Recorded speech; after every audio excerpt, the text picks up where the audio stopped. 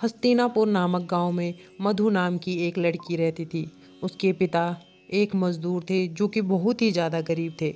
उन्हें अक्सर मधु के शादी की चिंता सताती रहती थी, लेकिन वो कहते हैं ना, जन्म मृत्यु और शादी ये सब बंधन तो ऊपर से लिखे हुए आते हैं।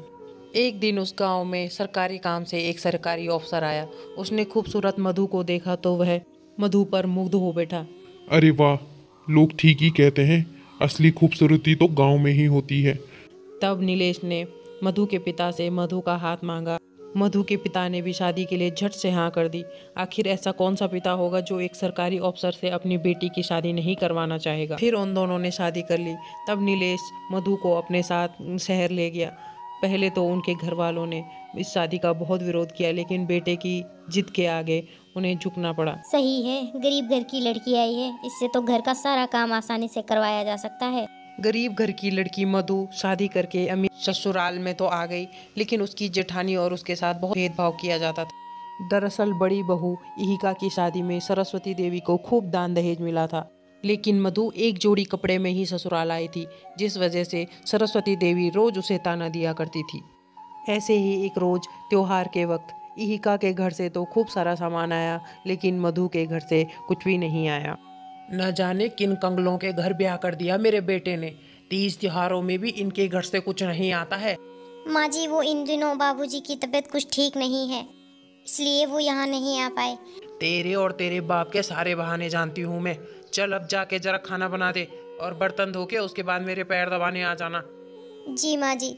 काम चाहे घर का छोटा हो या बड़ा, हर काम बेचारी मधु को ही करना पड़ता था। वहीं दूसरी तरफ घर की बड़ी बहू इहिका किसी भी काम को हाथ नहीं लगाती थी। तब एक रोज, दीदी, क्या मैं आपका फ़ोन इस्तेमाल कर सकती हूँ?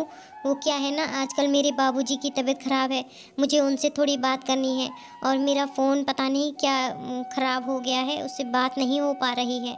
बस यही बात तो मुझे तुम गरीब लोगों की पसंद नहीं है। यहाँ बड़े घर में आई नहीं कि आते ही मांगना शुरू कर दिया। कोई ज़रूरत नहीं है उस भिखारी से बात करने की। चल जा, जाकर अपना काम कर।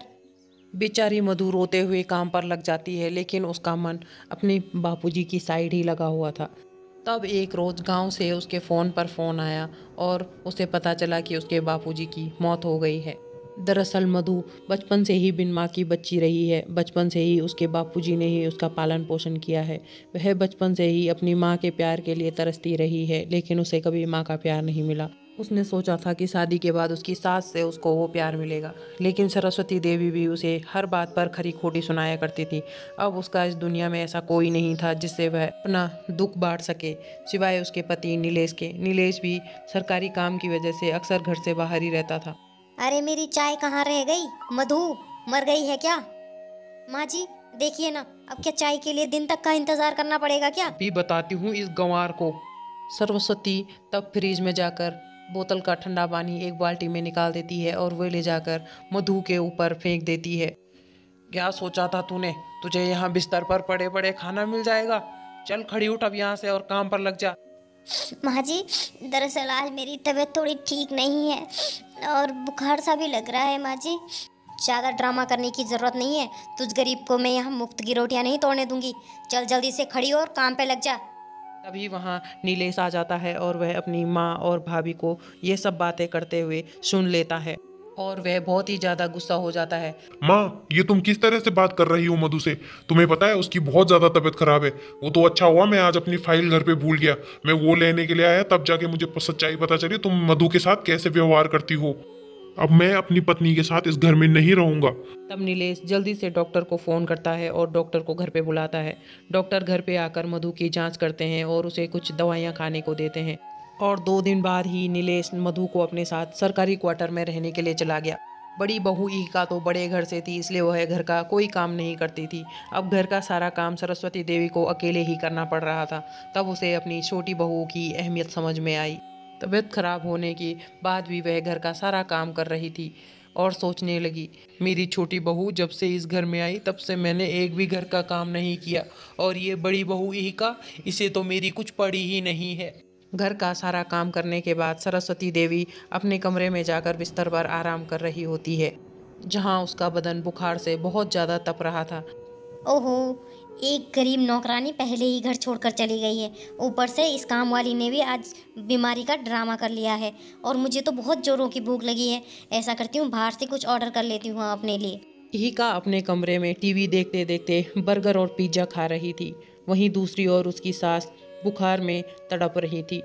थोड़ी देर बाद वहाँ मधु और नीलेश आ जाते हैं। अरे माँ जी, आपको तो बहुत तेज बुखार है। सुनिए जी, जल्दी से डॉक्टर को बुला दीजिए। हाँ, मैं अभी डॉक्टर को बुलाता हूँ। मधु तब तक सरस्वती के सर पर पानी की पट्टियाँ रखती। थोड़ी देर बाद डॉक्टर आ जाते हैं। वह सरस्वती देवी का चेकअप करते हैं और दवाइयाँ देकर जाते हैं। उस दिन मधु अपनी सास के लिए खिचड़ी बनाती है और उनके हाथ पांव दबाती है और टाइम टाइम पर उनको दवाई भी देती है। वहीं दूसरी तरफ बड़ी बहू इहिका बाहर से खाना ऑर्डर करके खाती है और अपने कमरे में ही आराम करती है। सरस्वती देवी को अपनी गलती का एहसास हुआ।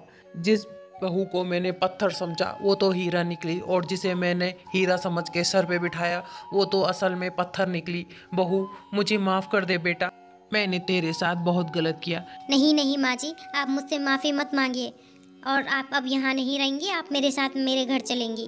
तब नीलेश और मधु उसे अपने साथ अपने सरकारी क्वार्टर में ले जाते हैं, जहां मधु सरस्वती की खूब सेवा करती है। कुछ दिनों बाद नीलेश का प्रमोशन हो जाता है और उसे रहने के लिए एक बहुत बड़ा बंगला मिल जाता है और खूब सारे नौकर चाकर मिल जाते हैं। अब गरीब बहू मधु अपनी सास और पति के साथ बहुत अच्छे से रहने लगती है। वहीं दूसरी तरफ इहिका के पति की नौकरी चली जाती है और उसके पिताजी को भी बिजनेस में बहुत बड़ा नुकसान हो जाता है। अब उसे गरीबों की तरह रहना पड़ रहा था और घर के सारे कामकाज भी उसे ही करने पड़ते हैं। शायद इसीलिए कहते हैं कि वक्त का पहिया कब घूम जाए कोई नहीं जानता है। सीख, कभी भी किसी बात का घमंड नहीं होना चाहिए। Like, comment, share and subscribe.